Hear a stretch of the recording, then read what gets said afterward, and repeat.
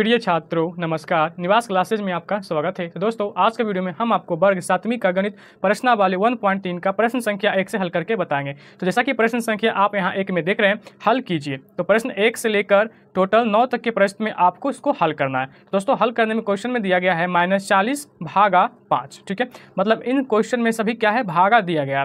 तो इन क्वेश्चन को आपको हल ज्ञात करना है। तो चलिए इस क्वेश्चन को हल कैसे करना है हम आपको समझाते हैं, ठीक है। तो आपको प्रश्न के अकॉर्डिंग इस तरह से कॉपी पे प्रश्न को अच्छी प्रकार से लिख लेना है, ठीक है। तो प्रश्न 1 में आप देख रहे हैं कि यहाँ पे प्रश्न को अच्छी तरह से लिख लिया गया है। तो प्रश्न 1 में है -40 भागा 5, ठीक है। अब इसको इस तरह से आपको हल करना है, इसको 5, ठीक है, और इस तरह से -40 है तो बस आपको यहाँ 40 रखना है, -40 नहीं लिखना है, ठीक है। आपको आंसर लिखने वक्त माइनस में लिखना है। तो दोस्तों यहाँ पे क्या है, 5 और भागा 40 है, तो यहाँ पे 8 वेरी में क्या होगा, पूरा पूरी ये कट जाएगा, ठीक है। तो आपको लिखना है पनियठी 40, जो इस तरह से पूरा वेरी में कटेगा। तो इसका राइट आंसर क्या है दोस्तों, यहाँ पे तो 8 आ रहा है, लेकिन यहाँ माइनस में भागा था, इसलिए इसका आंसर क्या हो जाएगा, -8 हो जाएगा, ठीक है। तो आपको लिख लेना है भागफल इसका कितना आएगा, -8 आएगा। इस तरह से इसका राइट आंसर है। दोस्तों इसको अगर आप सेकंड नियम से बनाना चाहते हैं तो आप इसको इस तरह से बना सकते हैं, जैसा कि यहाँ पे हम बता देते हैं। सेकंड नियम इस तरह से भी आप बना सकते हैं, ठीक है।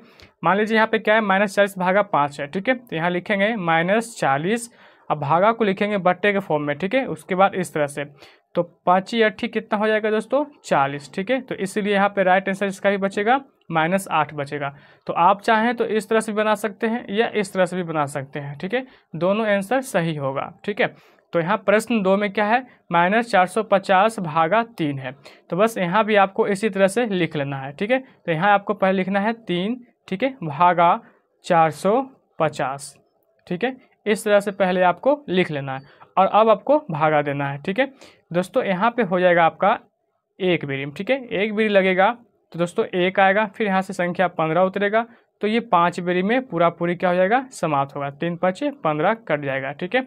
लास्ट का बचेगा 0, तो इससे भागा नहीं लगेगा, तो इसके लिए आपको यहाँ 0 देना होगा, ठीक है। तो इसलिए इसका आंसर कितना आएगा दोस्तों, यहाँ पे 150 आएगा। लेकिन ये क्वेश्चन तो क्या था, माइनस में, इसलिए इसका आंसर होगा, तो आपको यहाँ लिख लेना है, ठीक है, -150 इसका राइट आंसर होगा, ठीक है।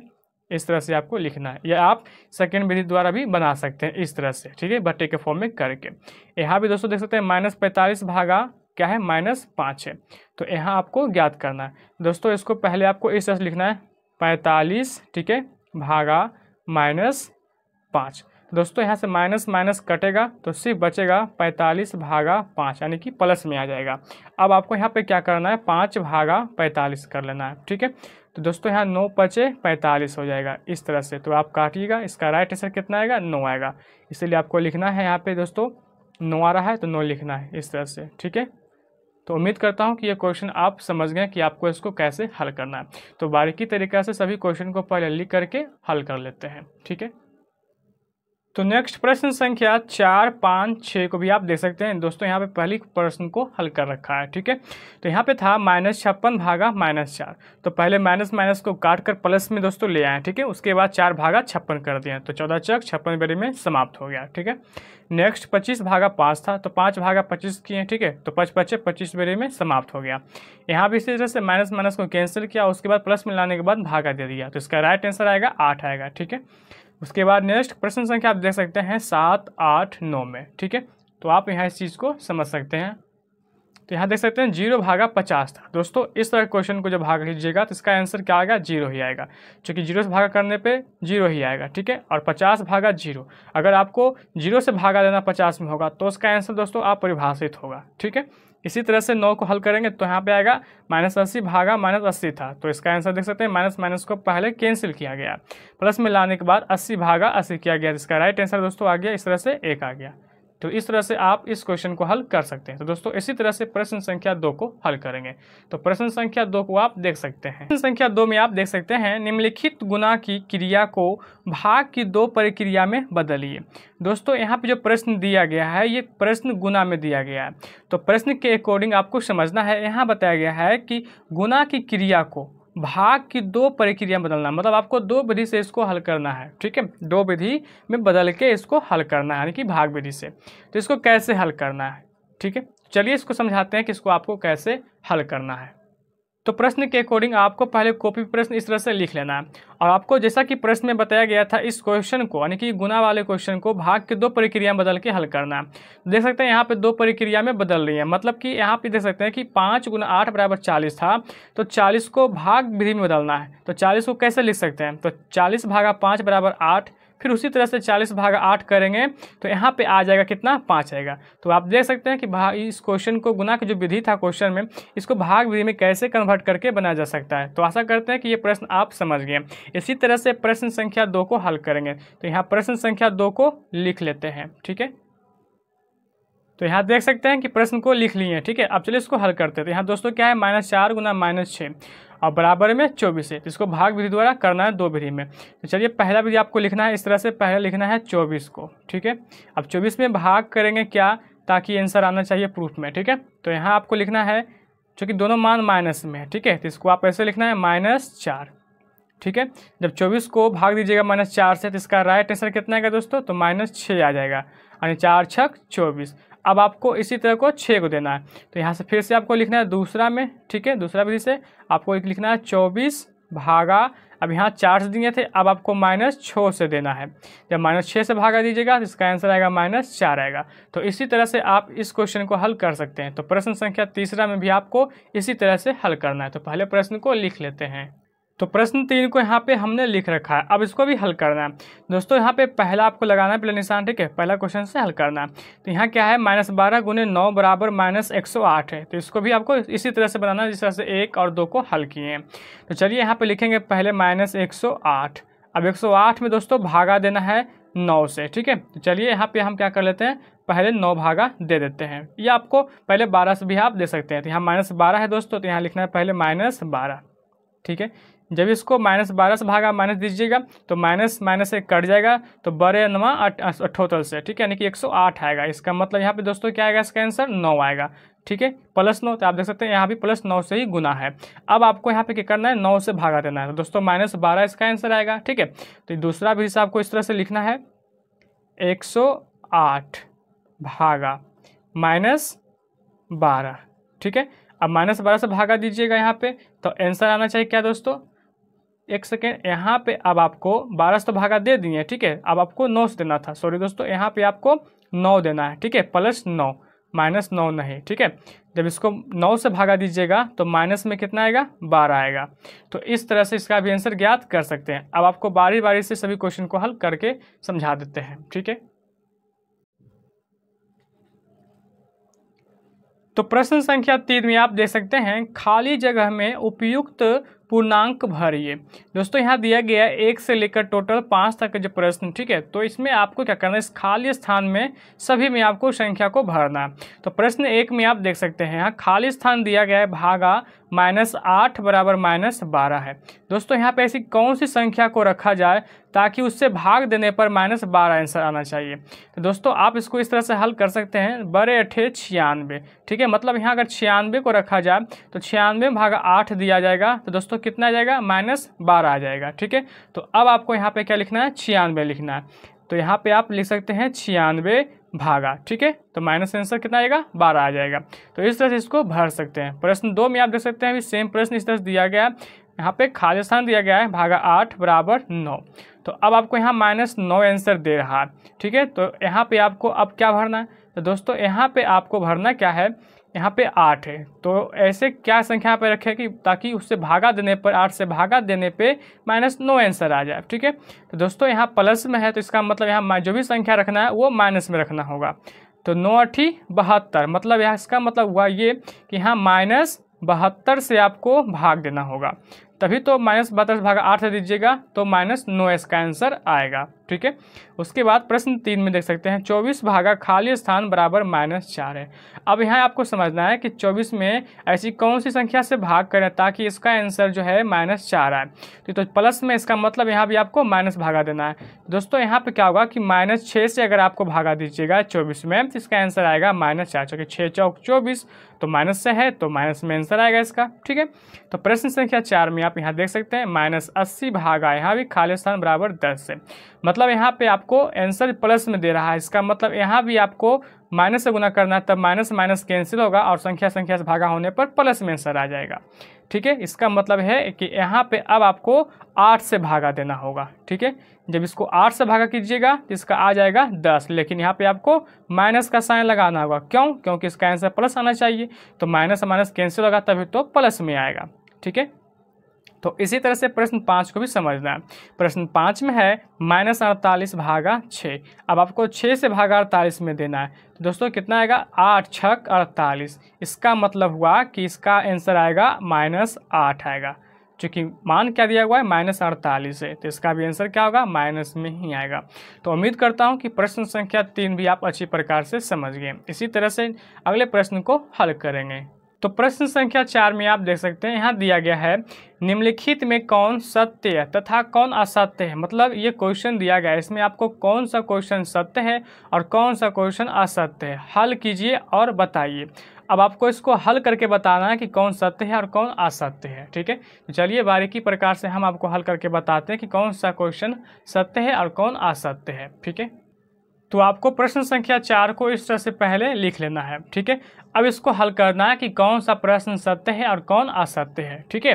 तो पहले आपको यहाँ लिखना है -4, ठीक है। और दोस्तों यहाँ पे क्या है? भागा 2 है, तो नीचे में आपको 2 लिखना है, बराबर का साइन है तो बराबर, और यहाँ भी आपको लिखना है 2। अब भागा को बट्टे के फॉर्म में लिखना है -4, ठीक है, इस तरह से। अब आपको इसको काटना है दोस्तों, 2 दूनी 4 आ जाएगा, ठीक है। और यहाँ पे 2 दूनी 4 आ जाएगा। इसका मतलब यहाँ पे आएगा दोस्तों 2 बराबर, यहाँ नहीं पूछता 1/2, लेकिन माइनस में है इसलिए माइनस में।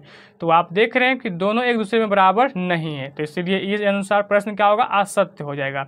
इसलिए आपको यहाँ लिख लेना है, ठीक है, असत्य, चूँकि ये प्रश्न क्या है? बराबर नहीं है। तो आपको इस तरह से इसको हल कर लेना है। तो प्रश्न 2 में आप देख सकते हैं -2 भागा 4 भागा 6 बराबर -2 भागा 4 भागा 6। अब आपको बारी से इसको हल करना है। तो पहले आपको यहाँ लिखना है -2, भागा को बट्टे के फॉर्म में पहले लिख लेना है, ठीक है। उसके बाद आगे भी सेम इसको भी लिख लेना है इस तरह से। तो यहाँ -2 पहले है तो -2 भागा, ठीक है। उसके बाद 4 भागा 6 है, तो यहाँ भी आपको ब्रैकेट में लिख लेना है 4 बट्टे में कितना? 6 हो जाएगा, ठीक है। अब आपको इसको हल करना है दोस्तों। यहाँ पे क्या है? भागा 6 में नहीं कुछ, तो आप इसको 1 मान सकते हैं, ठीक है। अब आपको इसको काटना है, तो 2 दूनी 4 हो जाएगा दोस्तों। यहाँ पे आएगा -1/2, भागा को बदल लेंगे गुना में, तो साइन ऊपर मान चेंज हो जाएगा, ठीक है। तो ऊपर वाला नीचे और नीचे वाला ऊपर हो जाएगा, मतलब 1/6, ठीक है, बराबर।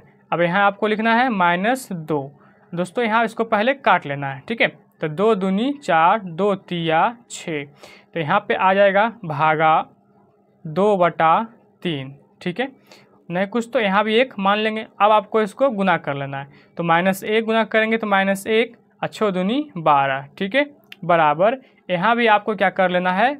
चेंज कर लेना है, ठीक है। तो दोस्तों यहाँ क्या है? -2, भागा को बदल लेंगे गुना में, तो ये चला जाएगा ऊपर और 2 आ जाएगा नीचे, तो 2 एकम 2 एक बेरी में कट जाएगा, इसलिए -1/12 बराबर -1 गुना 3 करेंगे तो -3 आएगा। तो दोस्तों इस परिस्थिति से आप ये भी देख रहे हैं कि यहाँ भी ये क्वेश्चन क्या है? बराबर एक दूसरे को नहीं है, इसीलिए आपको इस तरह का साइन लगाना है और यहाँ भी आपको लिख लेना है असत्य, ठीक है, क्योंकि ये भी बराबर नहीं है। तो इसी तरह से आगे प्रश्न को चेक करेंगे। तो प्रश्न संख्या 3 में आप देख सकते हैं -25 भागा 0 बराबर 0 है। तो क्या एक दूसरे को ये सत्य हो रहा है या नहीं, चेक करना है दोस्तों। आपको जब भी अगर ऋण पूर्णांक वाले संख्या को भागा 0 से करना है तो इस परिस्थिति में इसका आंसर क्या होगा? अपरिभाषित हो जाएगा, मतलब इसका भागा निकल ही नहीं सकता है। मतलब यहाँ से दोस्तों कह सकते हैं कि इसका भागा नहीं होगा। इस अनुसार से ये भी प्रश्न क्या हो जाएगा? असत्य हो जाएगा, ठीक है। तो आपको यहाँ भी क्या लिखना है? असत्य आएगा। तो इसी तरह से प्रश्न संख्या 4 को हल करेंगे। तो प्रश्न संख्या 4 और 5 में देख रहे हैं। तो पहले प्रश्न 4 को हल करेंगे। 0 भागा 5 बराबर 0। दोस्तों पहले आपको लिखना है 0, भागा को बटे के फॉर्म में इस तरह से लिख लेना है बराबर 0। अब आपको 5 भागा 0 में करना है, इसका आंसर आएगा 0 बराबर 0। दोस्तों आप कह सकते हैं कि यहाँ पे देख सकते हैं कि दोनों का मान आपस में बराबर है, इसलिए ये प्रश्न के अकॉर्डिंग क्या हो जाएगा? सत्य हो जाएगा, ठीक है। तो इस तरह से इसको आप हल कर सकते हैं। यहाँ पे है प्रश्न 5 में -125 भागा 1 है, तो -125 भागा 1 कीजिएगा तो दोस्तों इसका आंसर आपको क्या आएगा ये मालूम है। 1 से भागा करेंगे -125 में, तो -125 अब बराबर -125 के बराबर हो जाएंगे। ठीक है, यहाँ पे आपको थोड़ा नहीं दिख रहा होगा। ठीक है, इस तरह से आप यहाँ देख सकते हैं। ठीक है, तो इस अनुसार से प्रश्न क्या हो जाएगा, ये सत्य हो जाएगा। ठीक है, तो यहाँ भी आपको सत्य का निशान इस तरह से लिख लेना है। अब आपको प्रश्न संख्या 6 को हल करना है। तो पहले प्रश्न 6 को यहाँ पे लिख लेते हैं। ठीक है, तो प्रश्न 6 में आप देख सकते हैं, यहाँ प्रश्न में क्या है, -45 भागा -45 बराबर 1 है। अब इसे भी आपको चेक करना है ये सत्य है या असत्य है।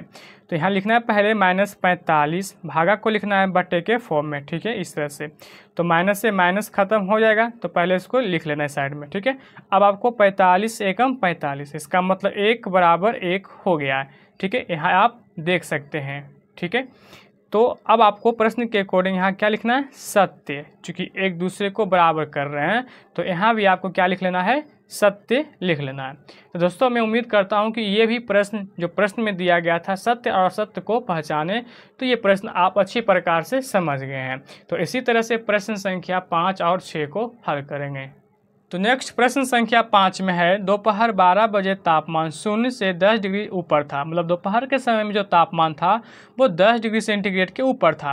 यदि यह आधी रात तक 2 डिग्री सेंटीग्रेड प्रति घंटे की दर से कम होता तो किस समय तापमान 0 से 8 डिग्री सेंटीग्रेड नीचे होगा और रात के 12 बजे तापमान क्या होगा, ये आपको ज्ञात करना है। मतलब इसमें टोटल 2 प्रकार का प्रश्न दिया गया है, तो बारीकी से आपको हल करना है। तो इसको कैसे हल करना है दोस्तों, भाषा वाले प्रश्न को आपको उचित ढंग से पहले प्रश्न का भाषा आपको समझना है, मतलब प्रश्न के अकॉर्डिंग आपको समझना है, तभी आप इस टाइप के क्वेश्चन को जवाब दे पाइएगा।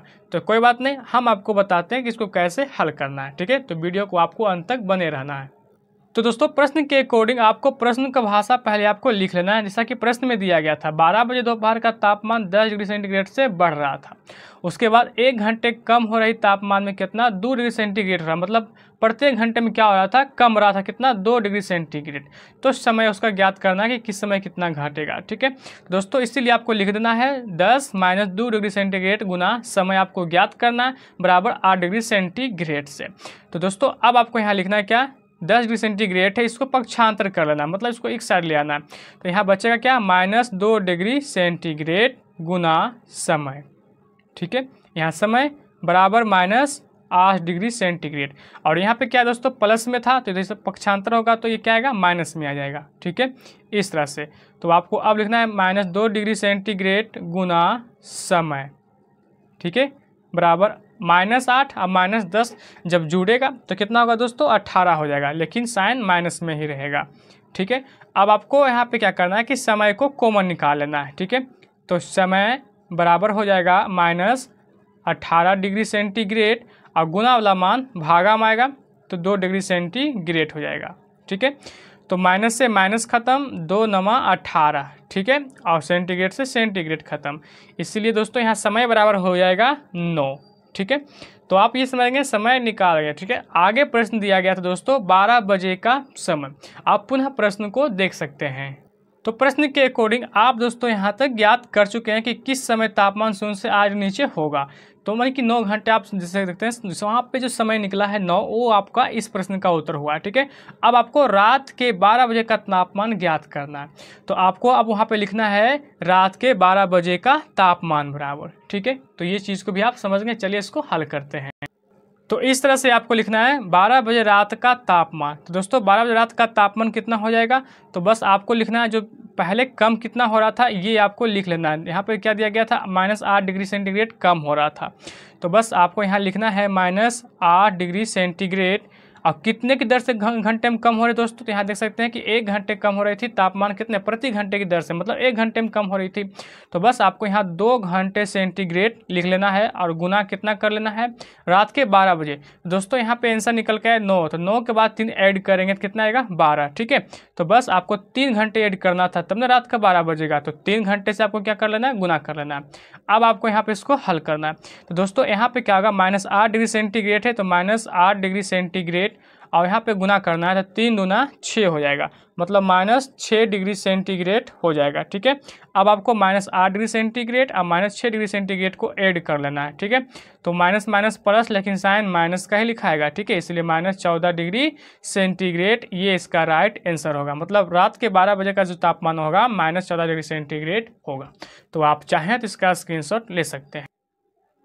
तो आप यहाँ देख सकते हैं एक उत्थापक यानी कि लिफ्ट, ठीक है, किसी खान कूपक में 6 मीटर प्रति मिनट की दर से, ठीक है, नीचे जाता है। मतलब दोस्तों एक लिफ्ट है जो 6 मीटर प्रति मिनट की दर से वो नीचे जा रहा है। ठीक है, यदि नीचे जाना भूमि तल से 10 मीटर ऊपर से शुरू होता है, मतलब नीचे जाकर 10 मीटर ऊपर से शुरू होता है तो -350 मीटर पहुंचने में कितना समय लगेगा। मतलब फिर से वहां से पुनः नीचे जाने का जो समय आपको है ज्ञात करना है।